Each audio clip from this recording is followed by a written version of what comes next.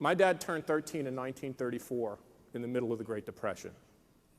And on that day he turned 13, he put his books down in the McKinley Junior High School in Newark, New Jersey, and marched down to the employment office and took a job in a factory, Victory Optical, in the ironbound, down-neck section of Newark.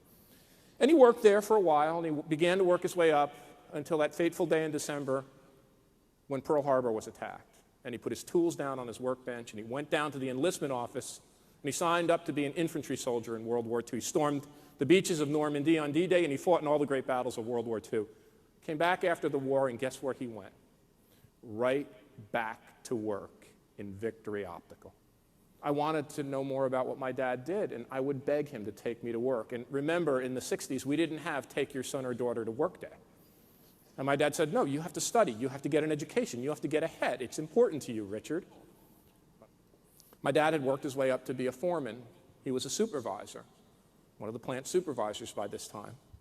And I would walk into that factory, my eyes agog at the machines, the lathes, the cutting tools, plastic injection molding. And my dad would see me looking at the machines, and he would tap me on the shoulder and say, Rich, it's not the machines that matter. It's not the technology that make this factory great. It's the knowledge and the intelligence of the people who work here, the Italian Americans, the German Americans, the Puerto Rican Americans, the African Americans. It's the knowledge and intelligence and creativity of the people that work here. Later, Jack Welch told me the same thing about GE. Then Carly Fiorina, when she was CEO of HP, told me the same thing about her company. Brad Anderson today, the CEO of Best Buy, says the same thing about his Best Buy stores. The key is to tap and harness the creativity not just of an elite, but of every single person.